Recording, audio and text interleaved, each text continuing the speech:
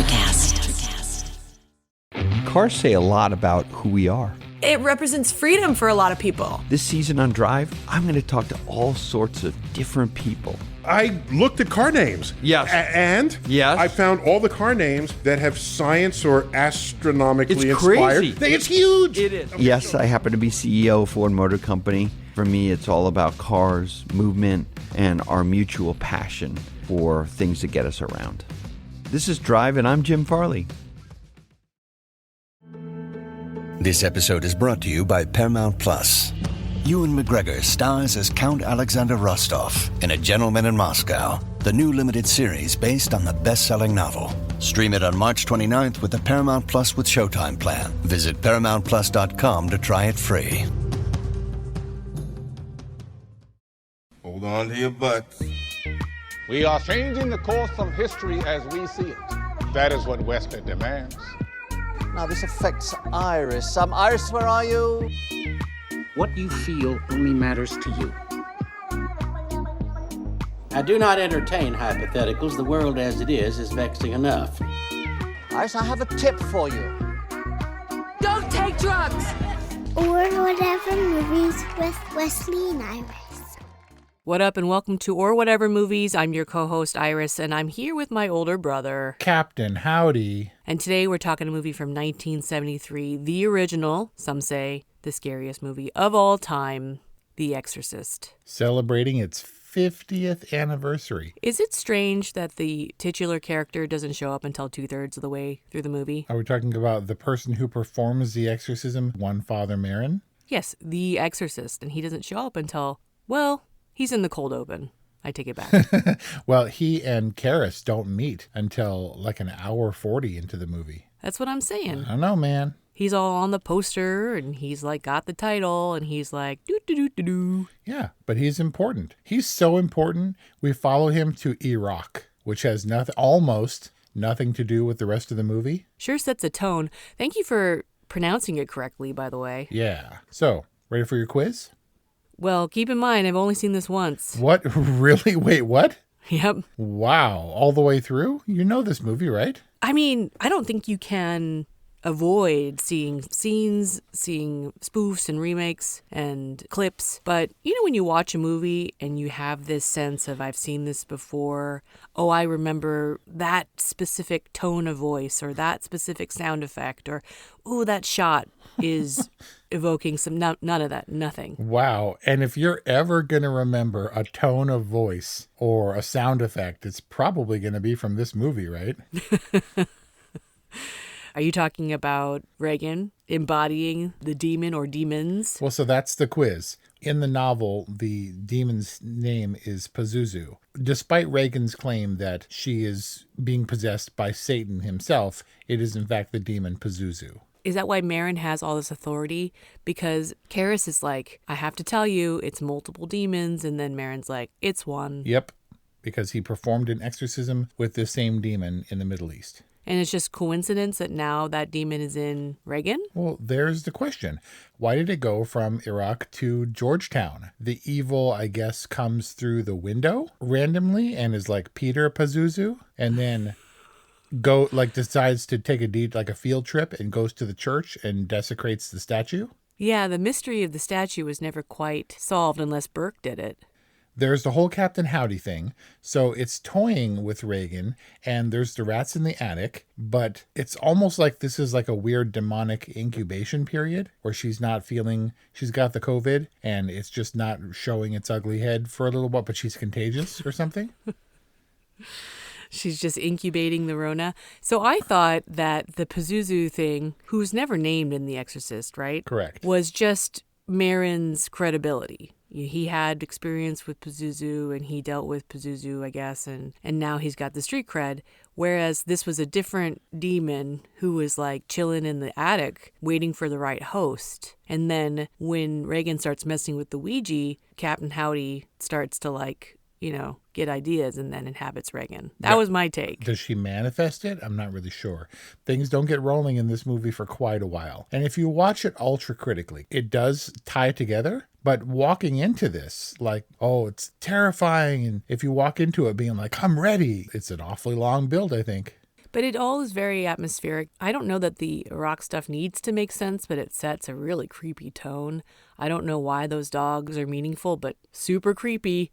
And then we have to see Reagan as a normal little girl, and we have to establish the rapport between mom and daughter before she gets possessed. Otherwise, we have no stakes. We have no comparison for what this girl is like. So they take their time with that, and they kind of slow play it with her first kind of acting out at the party. But some of these things are really necessary. I don't know that it's necessary that Chris is a famous actor. Maybe it's just, a layer to her character, but they establish that. They establish Father Karras's crisis of faith and then the ordeal with his mom, and they have to establish Reagan as being a normal little girl before all things go haywire. This could have been another haunted house style movie wherein an actress rents a Georgetown house, a big spacious house that happens to have things scrabbling around the attic, and she puts her daughter in the demon bedroom, unfortunately, Poor Reagan. Yeah. As much as it's weird to see Linda Blair as a normal kid stealing candy and running around and laughing stuff and talking about how beautiful the horses are, yeah, I don't like it. She needs to be demonic because she's that way firmly in my head. And to be like a normal little kid doesn't track right for me. But this is all me living with this film for pretty much my entire life. You, by the way, look who's taking some notes. Are you impressed with my Yeah, you got it all down. knowledge of The Exorcist, having seen it once? This is a watcher. Well, this is an important film. I didn't realize it was an Academy Award nominated Best Picture. I watched it in parts. I watched the first half, and then when things started getting a little hairy, I was like, nope. Can't do it. I was wide awake, but I was like, I am not finishing this by myself. So I appealed to Brian the next day. I was like, I need to watch The Exorcist. I cannot complete it on my own. Will you please watch it with me? And he was like, pretty hesitant, but he took one for the team. So we watched the second half together, and I was terrified. I can't remember the last time I was this afraid in a film. Whew. Obviously, it's not the first half, but the second half is why this movie is remembered. One half of this movie is the most terrifying thing ever. And I found it more satisfying this time around. I did feel elements of dread and an appropriate setup, as opposed to being like, let's just get through to the stuff, that we all know is coming. So it was better for me this time around, the first half. Better as in not as boring, not as tedious. More connected, a better setup, and leading to some dread.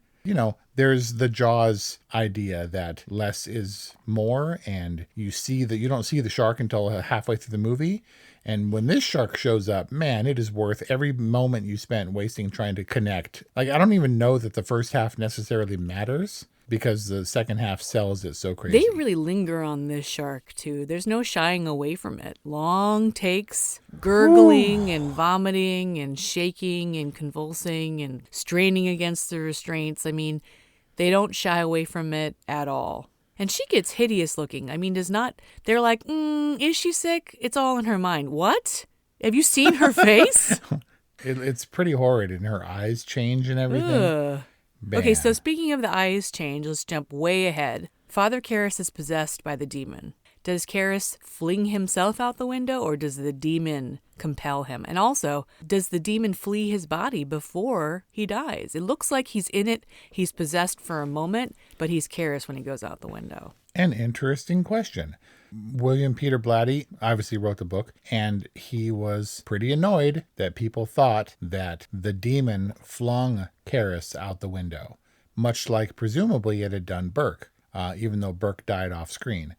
Karras nobly sacrificed himself by bringing the demon into himself. You could see his face change, his eyes change, and then he fights it off for a minute to regain enough self-control to fling himself out the window, thereby carrying the demon with him. Oh, he does carry the demon with him. Yes. I mean, the demon's obviously out of Reagan, although you're Yes. definitely watching her face at the end, right? For any trace of Legion. Yeah, and she's got the weird gray ashy thing with the cuts and stuff that are healing. Right. So he sacrifices himself despite the fact that he might be in a limbo type purgatory of faith. I mean, I think his faith is pretty well restored. Even if the evil exists, then the good has to exist, and the evil definitely exists, right? I mean, you can't have one without the other, I guess. But I'm guessing that's why Father Dyer, that's him at the end, right? Who reads him his rights. Right. That's why they do that, because he's trying to restore him back to his faith and in good standing with the Lord. Yes, and he's done his duty, I guess.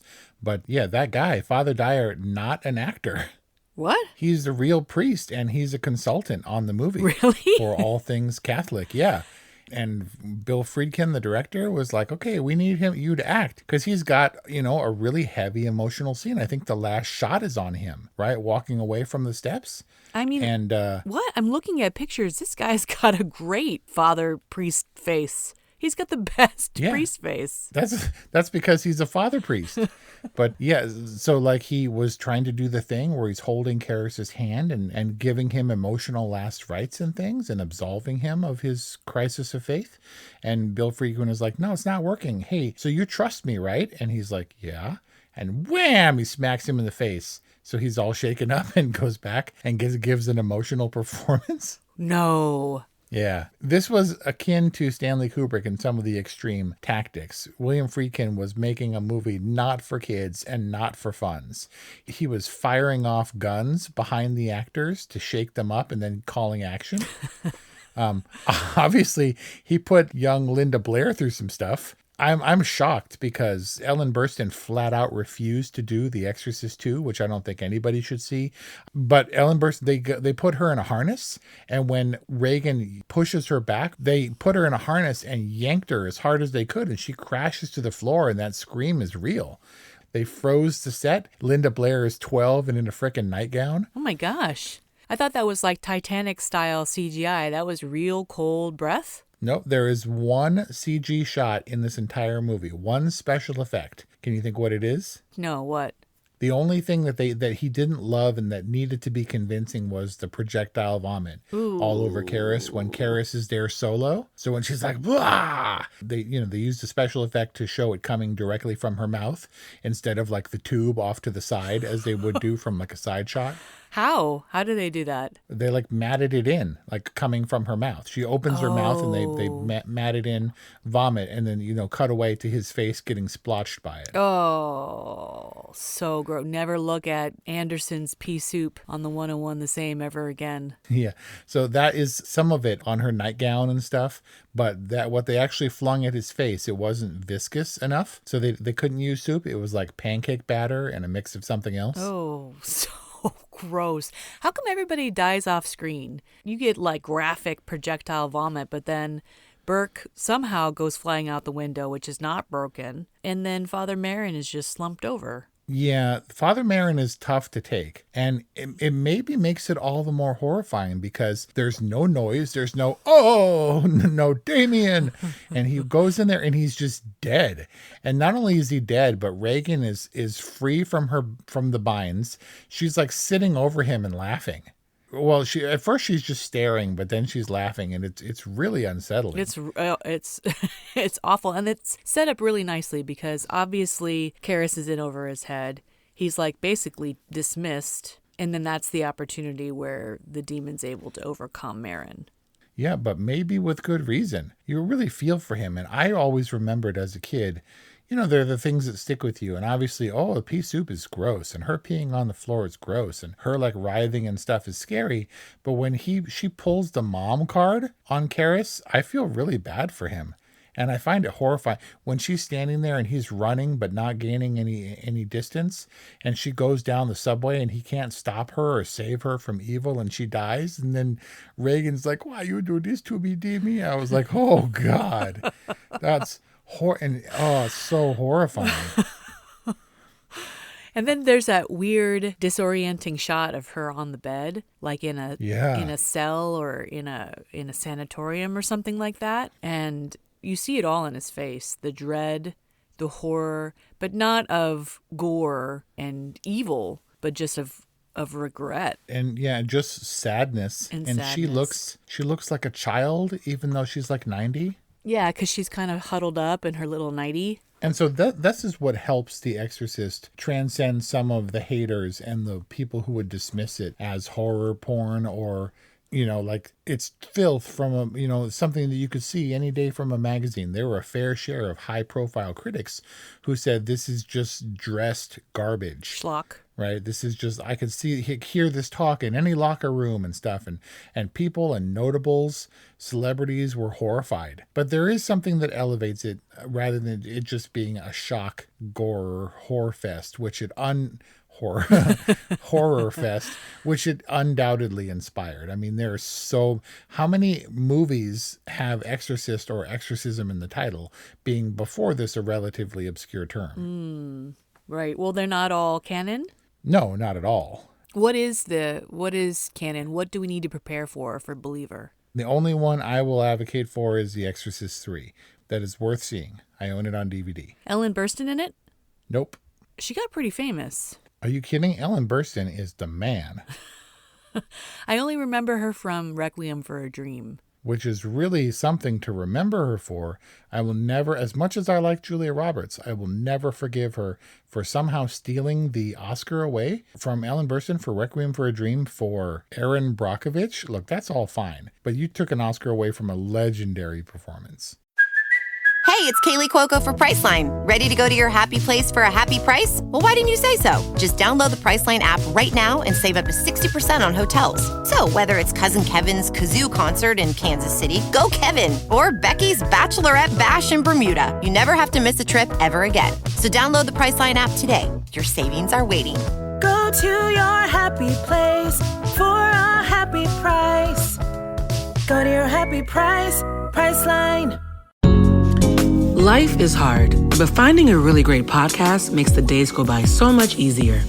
Hi, my name is Blue Telusma. I'm a writer, an emotional intelligence coach, and the host of Humanize with Blue Telusma, a podcast where we believe that when you humanize everyone in the room, a great conversation is almost guaranteed.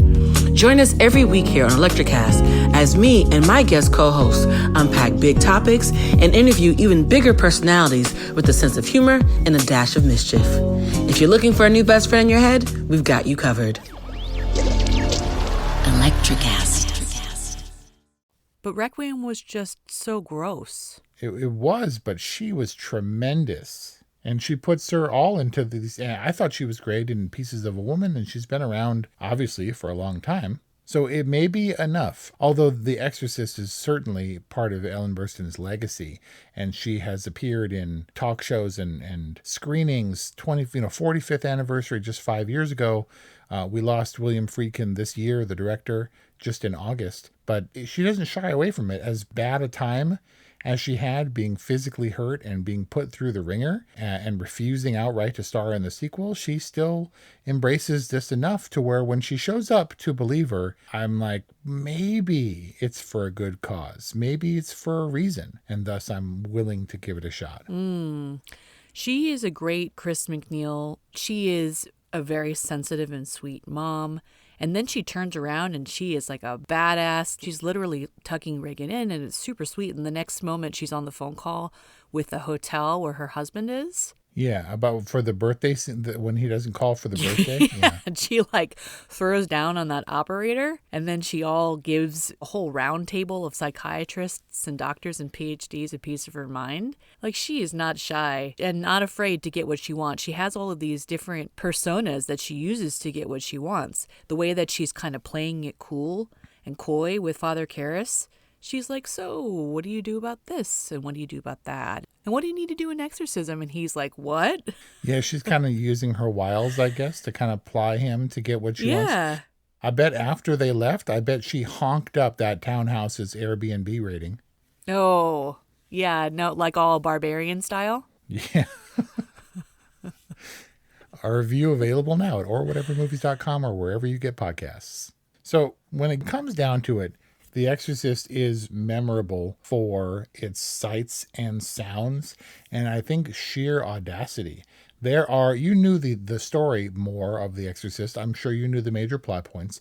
But did you also hear, this being the scariest movie of all time, that people were running, vomiting, screaming in terror up the aisles during the reception of this movie? Oh. I mean, people turned out. The book was a major hit. The movie was only a year or two later, and people were freaking out. There's entire featurettes devoted to the lines and people and what did you think coming out of The Exorcist, and like, man, it was gross, man. And people are like, I couldn't do it, I couldn't stay. And other people who were like, it was so crazy, I've seen it multiple times. And that's a red flag. You don't want to be like, you don't put that on your Tinder profile, right? Or whatever the kids are using these days. Exactly. That my favorite movie of all time is The Exorcist from 1973. There's a lot of people like Robert Pattinson and stuff. They're like, this is my favorite movie. It's like, really? Says a lot about you. Yeah, The Exorcist is not my favorite horror movie. It wouldn't have been up there with like the champions on the Mount Rushmore of horror, but I did gain another appreciation for it watching it this time critically, because if there's anything this movie can be credited for, it is, like you said, absolutely unflinching. This movie goes hard and nobody involved cares what anybody thinks of the movie. It's shocking to me that Father Dyer, the priest turned actor as Father Dyer, would sanction this.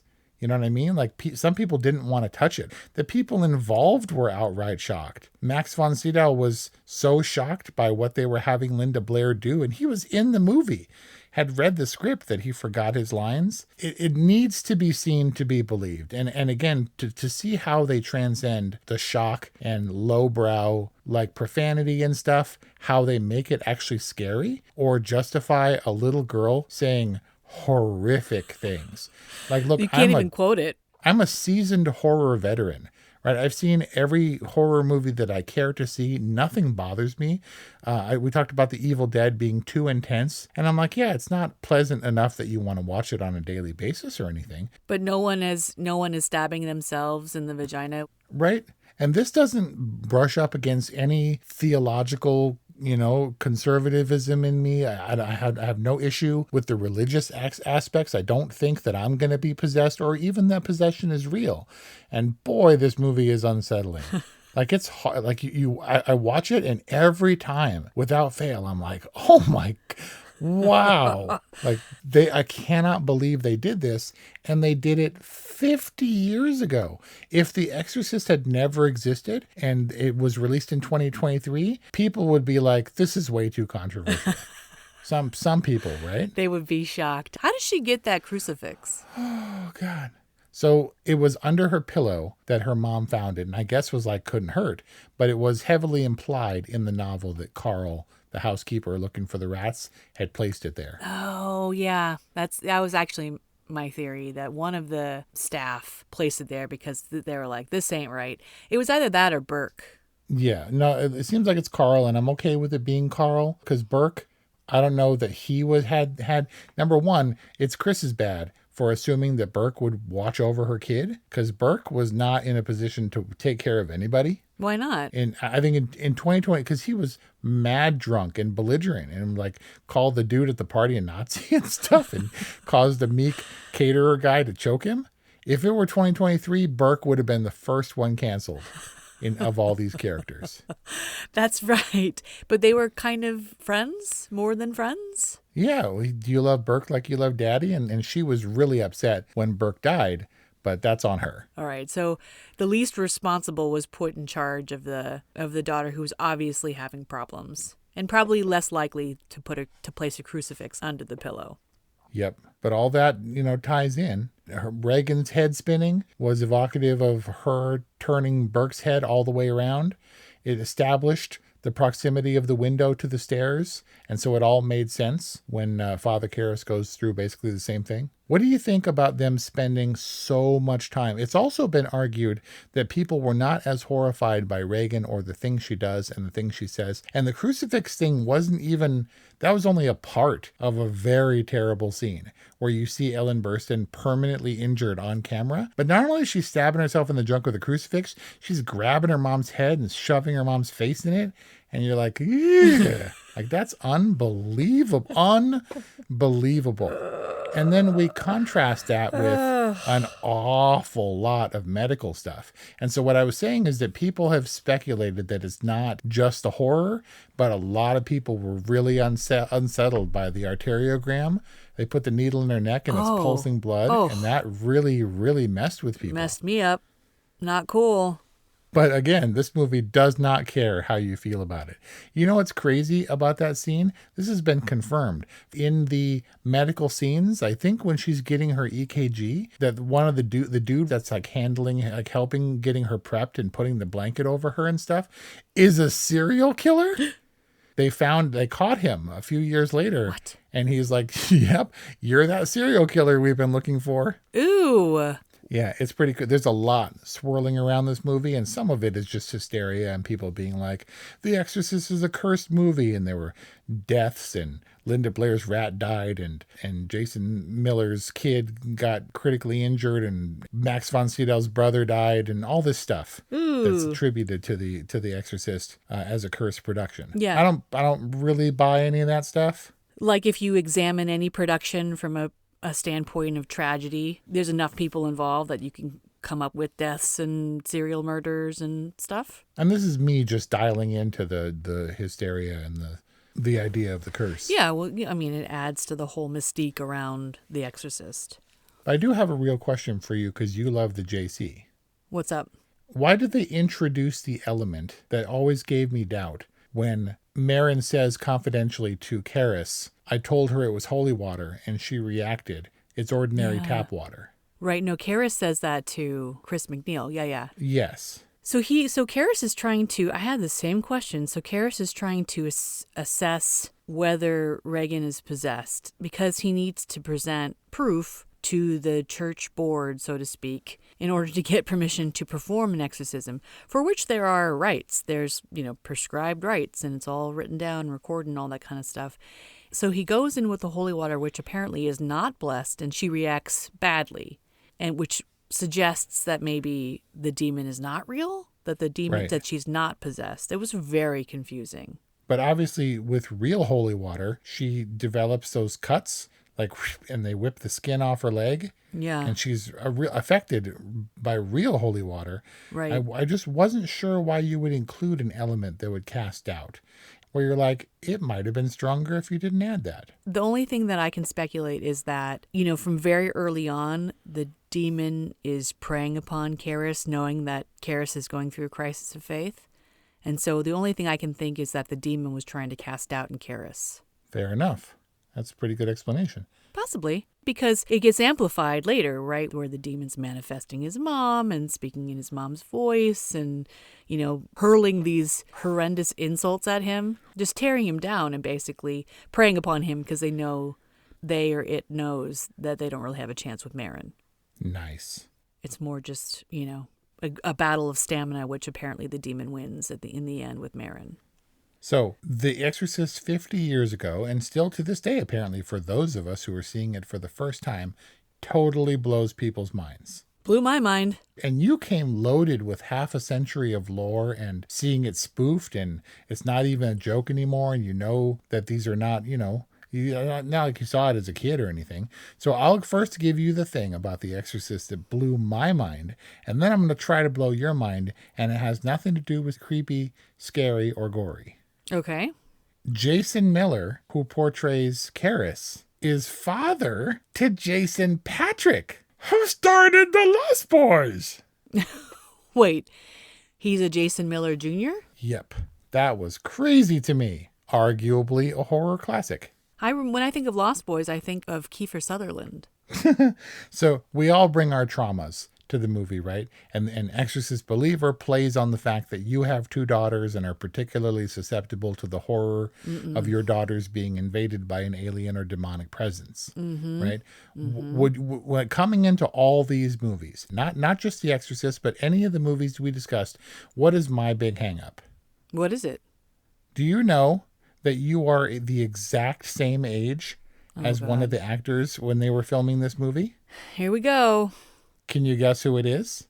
Let's see if I can blow your mind. Ellen Burstyn? Nope. Who? Max von Sydow You are the exact same age as Father Merrin. No, I'm not. Yep. Father Merrin was 35 when he shot The Exorcist? Excellent. No. What? I did it. I blew your mind. He looks ancient. Yep. That's not possible. Ancient. You're old. That is not possible. Okay. Look it up. He was 90 in 2020 when he passed. Linda Blair, there's real speculation that she was nominated because they thought that she had changed her voice so dramatically to play Reagan when she was possessed. She's like, Mom, that isn't nice, Mr. Howdy. And then she's like, what an excellent day for an exorcism. And but that was actually Mercedes McCambridge who put herself through hell. But also the makeup, and she looked so intense. And man, what a good job for that little kid at 12 years old or whatever filming the movie. Holy cow. But she went through something like 3 to 4 hours of makeup a day. Ooh. At the heaviest part, which you can totally see, right? It's evident on screen. You're like, oh, that's horrifying. Right. Max von Sydow, apparently, at the ripe old age of 43, at the time of filming, also sat through about 3 to 4 hours of makeup every day. Wow. And tottered around and was shaky to play Father Merrin. Oh, really good performance. Convincingly aged. Absolutely. He has a heart condition. He's all popping the pills. He's hunched over. You can see him using his hands to climb up off his knee when he's digging and stuff. He actually had a hard time because his name being so closely associated with The Exorcist, had a hard time finding age-appropriate work because they all thought he was that old dude. Yeah, right? When you look at his movies from the 20-teens, you're like, yeah, that's what he looked like then in The Exorcist. Exactly. That's around what he looked like when he died, not so far off. Wow. He was doing older roles in Ingmar Bergman movies before that. So they knew he could play old convincingly. So he was an established thespian and a serious dude. And then he rolls into this horror movie that was based on a worldwide phenomenon bestseller book, I guess, but then comes in and sees little Linda Blair spouting the most profound obscenities I can imagine. Again, that stuff doesn't bother me. Hearing it come out of that character shocks me every time. Yeah, it's pretty darn shocking. 50 years later. It's a talkie. She's tied up. She doesn't really move. There's no fights or whatever. Okay, there's fighting. Okay, people get hit. And man, she's so disturbing that Karis pulls her off the bed and is hammer fisting her in the face. Yeah. Punching Which the was bejesus. Also... Oh my goodness. Which was also completely terrifying. So I'm guessing, given the impact that it made 50 years ago and its efficacy today, it knocked the wind out of me again. And I think in order to understand its place in pop culture, you really needed to have seen it. This is a horror totally. If you can stomach it, and if you think you can get any value from a horror movie experience, The Exorcist is a must-see. I'm going with it totally. Yep. And I've seen it, and I'm prepared for Believer, and this will be paired with Believer here at Or Whatever Movies in this Halloween 2023 season. orwhatevermovies.com. Where do you go to contact us? 818-835-0473 is our hotline, or whatevermovies@gmail.com is our email address. Thank you for listening. We hope you enjoyed this discussion on The Exorcist from 1973. Happy Halloween, and we'll see you next time.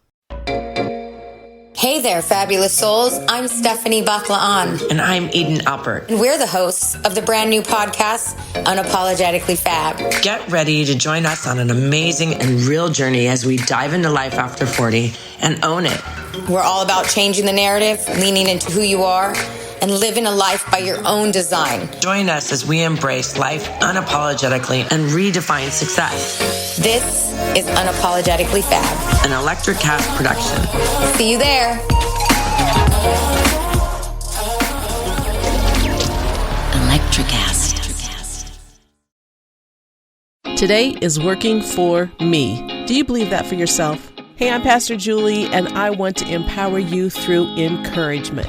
Inviting you to my podcast, Big Truth Encouragement, where I unpack living a faith-filled life. I created my podcast for the ladies, but gentlemen, you'll gain something too. So I invite you to listen to Big Truth Encouragement on Electricast and any platform where you listen to your podcast. Electricast. Electricast. Electricast.